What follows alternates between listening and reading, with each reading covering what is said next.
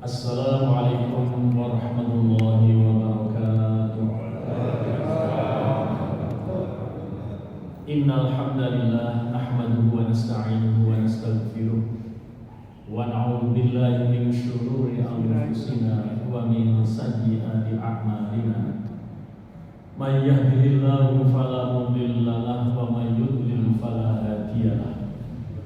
Asyhadu an la ilaha illallah wahdahu la syarika lah wa asyhadu anna Muhammadan abduhu wa rasuluh. Allahumma shalli wa sallim wa barik ala nabiyyina Muhammad wa ala alihi wa ashabihi ajma'in, amma ba'du. Ma'asyiral muslimin rahimakumullah, marilah pada pagi ini tidak lupa kita semuanya bersyukur kepada Allah Subhanahu wa taala, karena hanya dengan hidayah dan taufiknya semata pada pagi ini kita semuanya dalam keadaan sehat walafiat, dan Allah memberikan kekuatan kepada kita untuk pagi ini kita bisa menjalankan ibadah, yakni menjalankan kewajiban-kewajiban kita, menjalankan sholat subuh. Jamaah kaum muslimin, setelah sholat subuh pagi ini kita lanjutkan kajian kita kitab Riyadhus Shalihin yang kita sudah sampai pada bab mujahadah. Marilah kajian kita pada pagi ini kita buka dengan bacaan basmalah. Bismillahirrahmanirrahim. Jamaah kaum muslimin rahimakumullah, bab mujahadah. Masih ingat panjenengan semuanya makna daripada mujahadah, yaitu kita senantiasa berusaha sungguh-sungguh untuk bisa menjalankan kebaikan-kebaikan dan menutup celah-celah setan untuk mengganggu kita, sehingga kita bisa melakukan hal-hal yang dilarang oleh Allah dan Rasul-Nya. Jamaah muslimin, bapak-bapak, ibu-ibu, tentu panjenengan sudah merasakan ya bagaimana mujahadah itu dalam kehidupan sehari-hari. Contoh misalnya tadi malam, panjenengan itu sudah niat mau sholat tahajud jam 3 mau bangun, kemudian panjenengan timbul rasa males, dingin dan sebagainya. Kemudian panjenengan bisa menahan itu, panjenengan tetap saja berjuang untuk bisa melaksanakan sholat tahajud. Itu sebetulnya panjenengan adalah orang yang sedang mujahadah. Itu contoh daripada mujahadah yang real. Sebaliknya, kalau kita ini tumbuh rasa malas, setan itu menggoda kita, kemudian kita tetap saja berjuang untuk itu, itulah yang dinamakan dengan mujahadah. Meskipun kemudian misalnya saking menahan malasnya itu, dan setan kadang-kadang ingin menang kan begitu ya, kemudian ternyata waktu subuh itu sudah mendekati sehingga sholat tahajudnya hampir habis, tapi panjenengan tetap merebut kesempatan itu. Meskipun 1 rakaat, panjenengan niat sholat apa? Witir. Wah, ini spesial, panjenengan sholat witir 1 rakaat, itu panjenengan tetap dihitung sholat tahajud meskipun niatnya sholat witir 1 rakaat. Kenapa 1 rakaat? Hampir azan. Kemudian panjenengan sholat witir 1 rakaat. Namanya witir itu kan minimal berapa? 1. Witir itu kan ganjil, jadi minimal 1. Tapi panjenengan sudah dihitung sholat tahajud sebelum sholat subuh, karena sholat tahajud itu terakhirnya adalah menjelang sholat subuh. Kita melanjutkan Ar-Rabi'u, yaitu hadis yang keempat. An Aisyah radhiyallahu anha anna Nabiy sallallahu alaihi wasallam kana yaqumu minal laili hatta tatafakkara qadamahu. Faqultu lahu lima tasna'u hadza ya Rasulullah wa qad ghafarallahu laka ma taqaddama min dhanbika wa ma ta'akhkhar. Qala afala uhibbu an akuna 'abdan syakura. Muttafaqun alaih. Hadza lafdzul Bukhari wa nahwuhu fi sahihaini min riwayatil Mughirah bin Syu'bah, yang artinya dari Aisyah radhiyallahu anha bahwa sesungguhnya Nabi Shallallahu Alaihi Wasallam bangun pada malam hari, artinya adalah menjalankan sholat tahajud, tatafattoro qodamahu. Ini biasa kalau kita membaca terjemah hadis ini diartikan sampai bengkak kakinya. Rasulullah itu menjalankan sholat malam hatta tatafattoro qodamahu, sampai bengkak kedua kakinya. Tapi sebetulnya ada terjemah yang lain yang lebih tepat. Tatafattoro itu pecah-pecah. Jadi telapak kakinya itu sampai pecah-pecah. Tatafattoro qodamahu, kedua kakinya. Faqultu lahu, ini Aisyah yang berkata, faqultu lahu, maka kemudian aku katakan lahu kepada Rasulullah sallallahu alaihi wasallam, lima tasna'u hadza ya Rasulullah, kenapa kau lakukan ini wahai Rasulullah? Wa qad ghafarallahu laka ma taqaddama min dzambika, padahal Allah sudah mengampuni dosa-dosamu yang telah lalu, wa ma ta'akhkhara, dan dosa-dosa yang akan datang. Coba jamaah muslimin, ini Aisyah mengatakan bahwa Rasulullah itu sholat malamnya sampai pecah-pecah kakinya. Maka kemudian aku katakan kepadanya, lima tasna'u hadza ya Rasulullah, kenapa, untuk apa engkau lakukan ini wahai Rasulullah? Wa qad ghafarallahu laka ma taqaddama min dzambika wa ma ta'akhkhar, padahal Allah telah mengampuni dosa-dosamu, baik yang lalu ataupun yang akan datang. Jamaah muslimin, kita jangan membayangkan dosanya Rasulullah ya. Rasulullah itu jangan dibandingkan dengan dosa kita. Ya, Rasulullah itu masya Allah terjaga dari apa? Khilaf dan dosa. Rasulullah itu mempunyai sifat maksum, dan ini mulai dia dilahirkan, mulai dia masa kecil, mulai dia masa remaja. Kenapa? Memang Allah mempersiapkan beliau itu menjadi Rasul. Coba jamaah muslimin, pada zaman jahiliyah itu bagaimana? Rusak-rusaknya kehidupan, moral bangsa saat itu rusak. Tapi diriwayatkan Rasulullah itu tidak pernah terlibat dalam kemaksiatan remaja pada saat itu. Padahal Rasulullah pernah remaja kan? Rasulullah pernah muda. Akan tetapi jamaah muslimin, Rasulullah tidak pernah terlibat minuman keras. Padahal saat itu minuman keras itu belum diharamkan. Dalam Al-Quran belum turun ayat tentang haramnya khamr, karena Rasulullah sendiri belum menjadi Rasul. Akan tetapi jamaah muslimin, memang beliau itu disiapkan oleh Allah menjadi Rasul. Ketika kecil kan dibelah dadanya itu ya, ketika dalam pengasuhan Halimah As-Sa'diyah. Jadi kalau ada redaksi dari Aisyah yang seperti ini, kita jangan menggambarkan dosanya Rasulullah tidak punya dosa. Akan tetapi jamaah muslimin, Rasulullah sholat malamnya seperti ini. Bandingkan dengan kita ini dosa kita seperti apa? Kita tidak maksum, tapi mujahadah pada sungguh-sungguh mau sholat tahajud apa tidak? Apa masih berat puasa Senin Kemis? Kan gitu ya.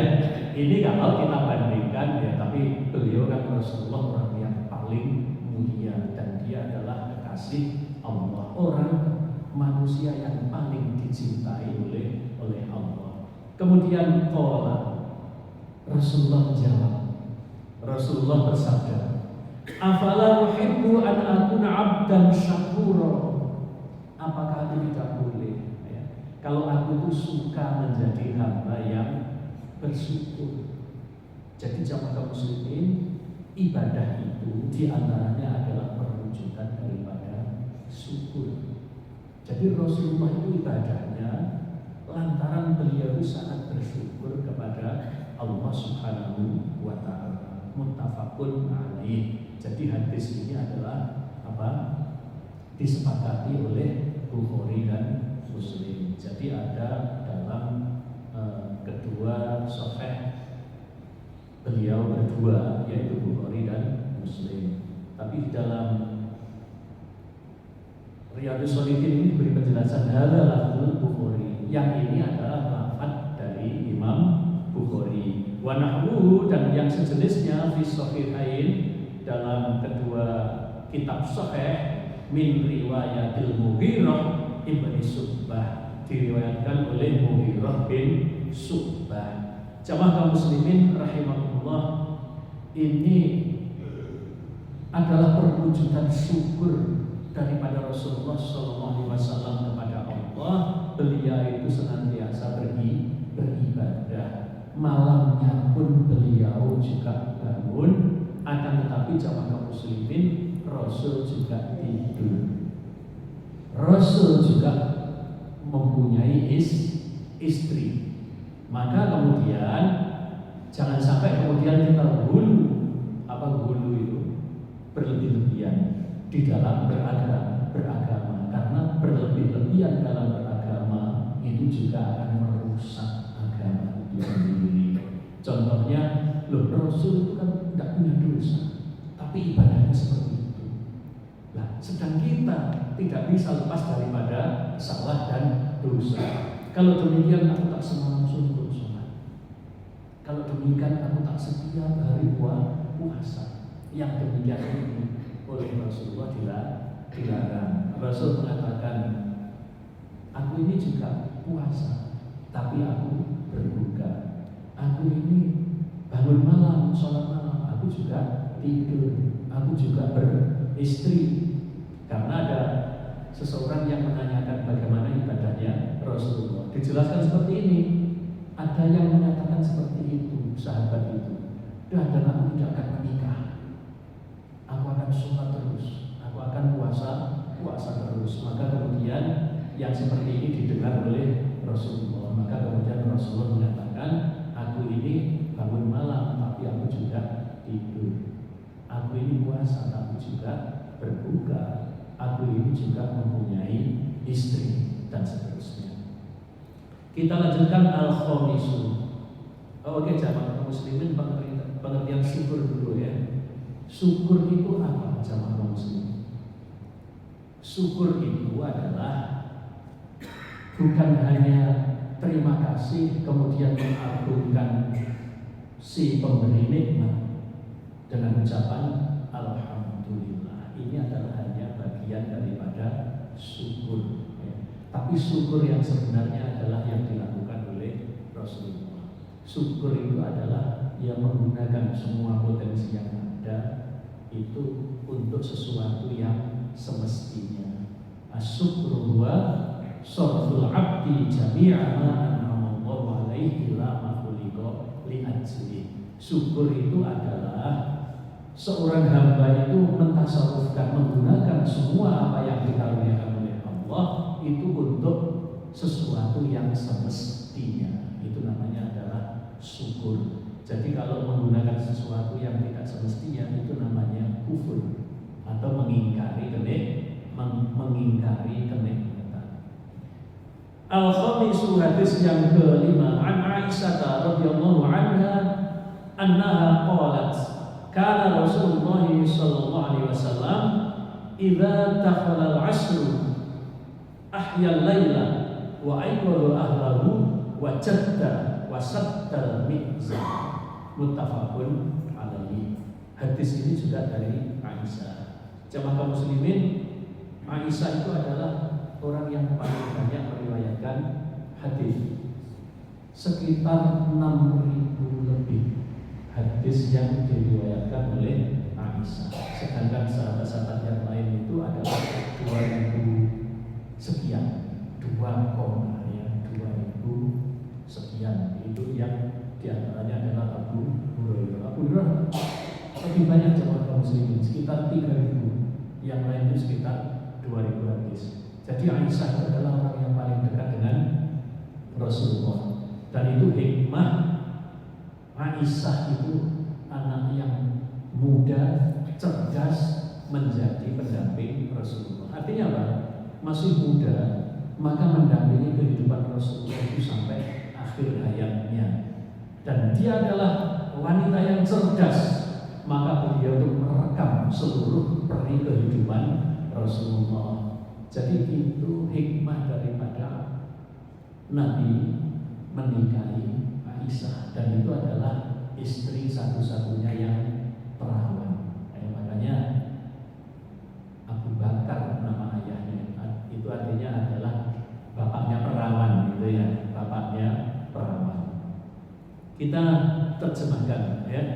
An Aisyah radhiyallahu anha, diriwayatkan dari Aisyah, annaha qalat, bahwasanya beliau Aisyah itu berkata, kana Rasulullah sallallahu alaihi wasallam idza dakhala al-'ashr. Rasulullah sallallahu alaihi wasallam adalah apabila idza dakhala al-'ashr, apabila memasuki ke-10, al-laila, memasuki malam 10 ya. Ahyal laila, beliau menghidupkan malam. Wa aiqadha ahlahu, dan beliau membangunkan keluarganya. Wa jadda, dan dia sungguh-sungguh di dalam beribadah. Wa saddal mizar, dan beliau mengikat mengikat erat mizarnya, yaitu kain bawahannya, yaitu sarungnya. Di sini diberi penjelasan wal muradu al-asrul awakhiru min syahri Ramadan. Maksudnya adalah 10 hari yang akhir di bulan Ramadan. Jadi nerjemahnya begini,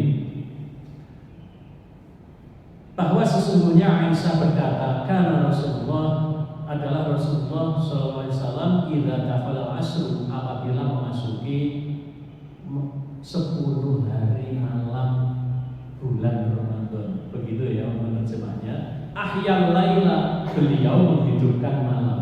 Artinya menghidupkan malam itu ya malam-malam yang ke-10, ya, malam-malam 10 yang terakhir di bulan Ramadan. Itu bangun terus, dihidupkan malamnya, tidak disepikan, tidak dimatikan, akan tetapi diramaikan 10 malam yang terakhir di bulan Ramadan. Wa aiqadha ahlahu, dan beliau membangunkan keluarga. Jamaah kaum muslimin, kalau kita ini menjadikan Rasulullah SAW sebagai suri tauladan, sebetulnya kita juga seperti ini. Kalau panjenengan itu bangun malam, itu tidak bangun sendiri, tapi juga membangunkan keluarganya, istrinya dibangunkan, anak-anaknya dibangunkan. Ya, kita tidak tahu keadaan kita masing-masing ya. Orang itu kadang-kadang ya tergantung kebiasaannya.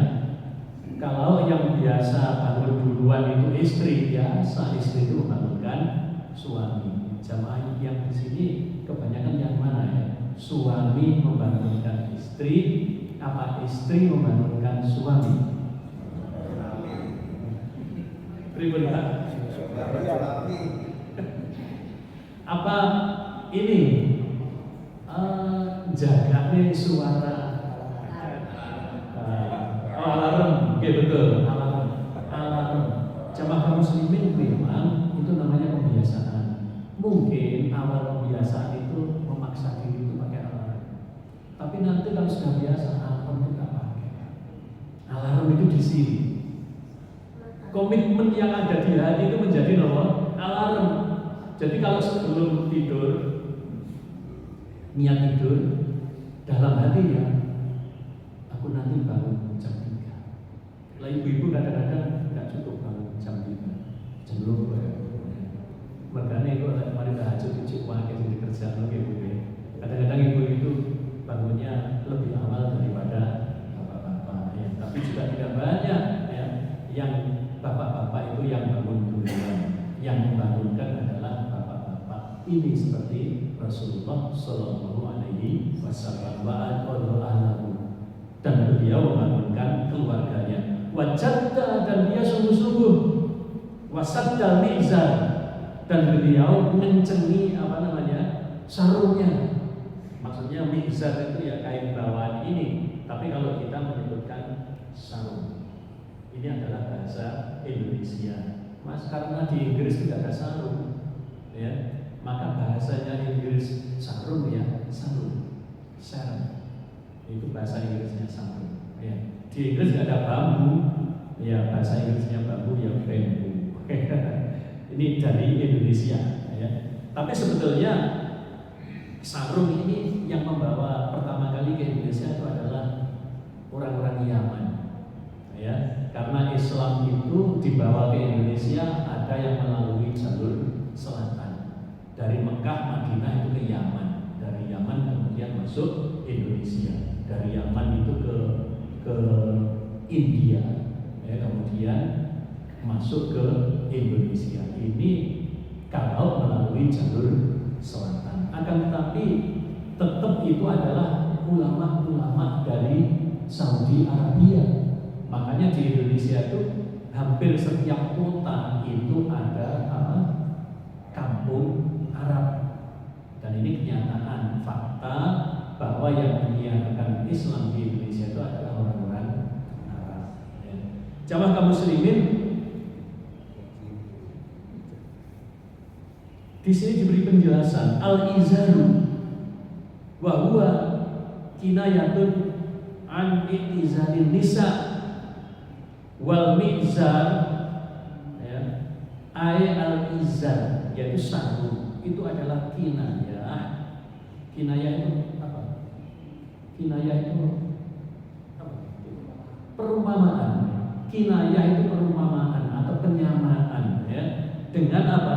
I'tizalin nisa. Sebetulnya dan Rasulullah mengikat sarungnya kenceng-kenceng. Itu artinya adalah menjauhi istrinya. Jangan salah paham ya, menjauhi istrinya itu tidak boten nggih. Napa artinya menjauhi istrinya itu? Boten nyenggol. Nggih. Ini masih kinayah juga loh nyenggol itu. Aku gak nyenggol bojoku seminggu, napa artinya? Blas boten nyenggol. Artinya boten ngumuli nggih. Jadi Rasulullah di malam hari yang terakhir, 10 hari yang terakhir bulan Ramadan itu, di sini dikatakan wasaddal mizar, oleh Aisyah dikatakan wasaddal mizar, dan mengikat kenceng sarungnya itu adalah kinayah. Beliau tidak menyentuh istrinya, tidak berkumpul, maksudnya menyentuh ini apa ya.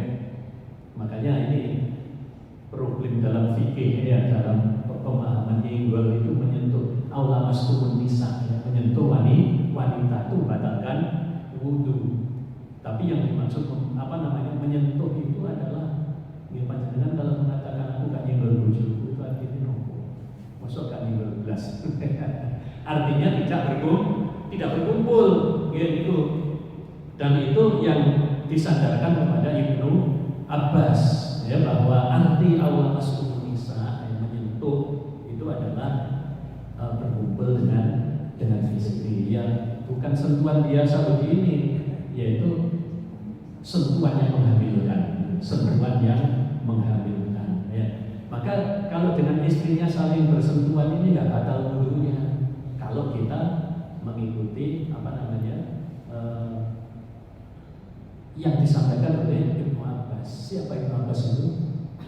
Itu adalah misanan Rasulullah, putra dari Al-Abbas, yang ketika masih kecil itu oleh Rasulullah dilus kepalanya sambil didoakan, ya Allah jadikanlah Ibnu Abbas ini turjumanul Quran.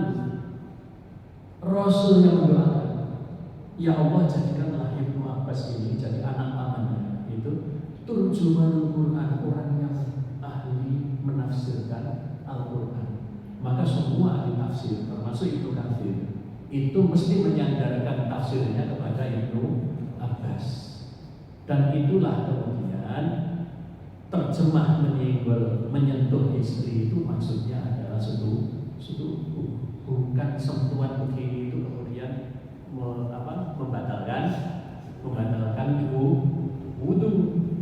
Dan itu dibuktikan dengan amaliyahnya Rasul. Pada satu ketika Rasulullah itu sholat malam, beliau menyentuh kaki Aisyah karena sholat malamnya itu di tempat tidur. Maka kemudian kata Aisyah, beliau melanjutkan sholatnya. Artinya menyentuh Aisyah tadi itu, beliau berarti tidak membatalkan sholat, berarti tidak membatalkan wudu. Coba kalau nyentuh itu membatalkan wudu, beliau menyentuh Aisyah, maka kemudian batal sholatnya, kan begitu ya. Demikian juga satu ketika dalam kondisi puasa Ramadan, Rasulullah itu mencium Aisyah dalam keadaan punya wudu. Setelah mencium Aisyah, Rasulullah sholat. Nah, kemudian kita bertanya, siapakah orang yang paling paham Al-Quran?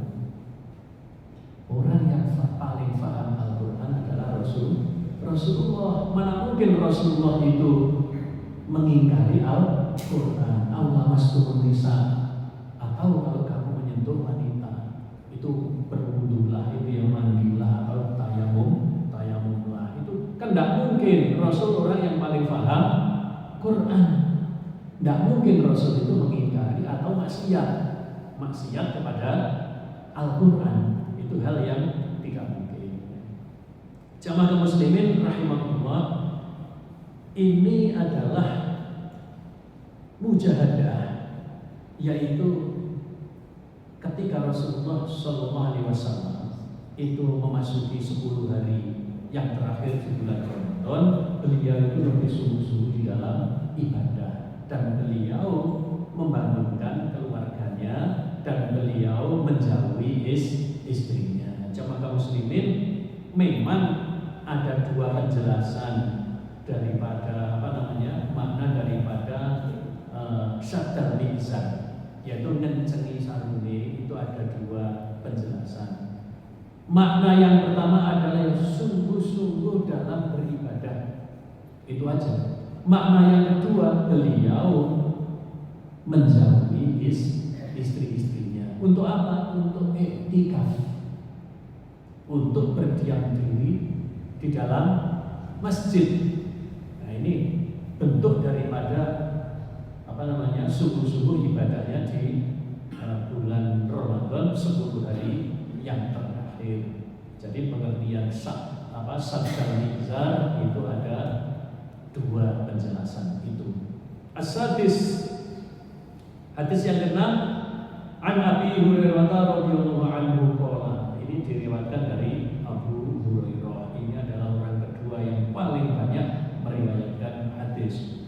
Qala, dia berkata, qala Rasulullah sallallahu alaihi wasallam, bersabda Rasulullah sallallahu alaihi wasallam, al-mu'minul qawiyyu khairun wa habbu ila Allah minal mu'minid dha'if wa fi kullin khair ihris ala ma yanfa'uka wasta'in billah wa la ta'jis wa in asabaka syai'un fala taqul law anni fa'altu kana kadza wa kadza walakin qul qaddarullah wa ma syaa fa'ala fa inna law taftahu 'amala syaitan. Rawahu Muslim. Ini hadis riwayat Muslim. Dari Abu Hurairah radhiyallahu anhu, dia berkata bahwa Rasulullah SAW bersabda, al-mu'minul qawiyyu khairun.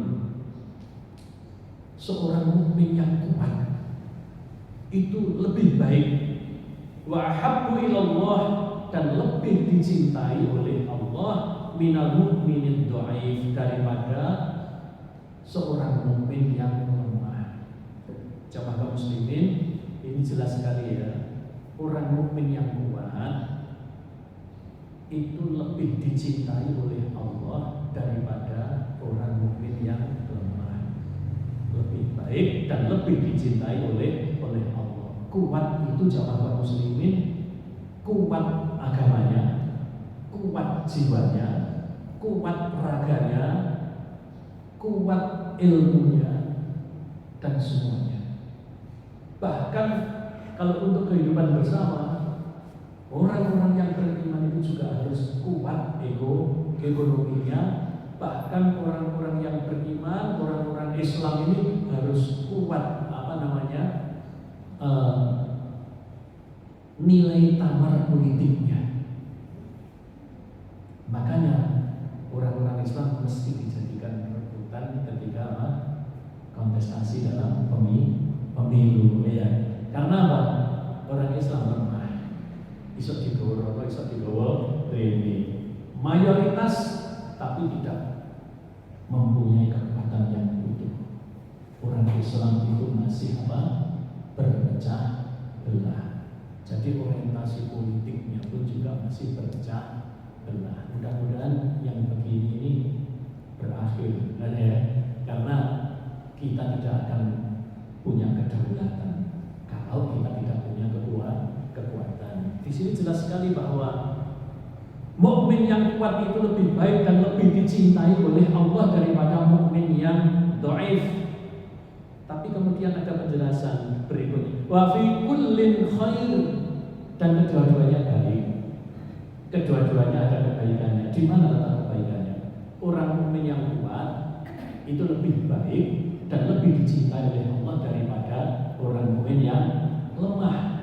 Tapi kemudian wa fi kullin khair, dan pada semuanya, baik yang kuat maupun yang lemah, itu ada kebaikannya. Kebaikannya di mana? Sama-sama imannya. Baik yang kuat maupun yang lemah sama-sama iman. Karena apa? Dengan iman itu akan menyelamatkan. Bahkan jemaah muslimin, nanti di akhirat, orang itu meskipun ada sebiji dzarrah iman dalam hatinya, itu akan menyelamatkan. Jadi meskipun imannya itu lemah, meskipun hanya sebesar dzarrah iman dalam hatinya, itu akan menjadi bekal keselamatannya. Maka jamaah muslimin, jangan sampailah kemudian kita ini mempunyai generasi-generasi yang lemah, generasi-generasi yang bahkan bukan, kalau sudah lemah itu bahaya, bisa murtad. Sekarang ini ternyata jamaah muslimin, anak-anak muda itu sudah banyak yang agnostik. Agnostik itu apa? Dia yakin adanya Tuhan, tapi nggak yakin harus beragama, nggak sampai ateis. Ini bahaya, ya. Jadi mengatakan agama itu sama dan seterusnya, atau agama itu nggak penting, yang penting orang itu baik. Makanya jamaah muslimin, banyak orang yang menjadi relawan-relawan, ya kan?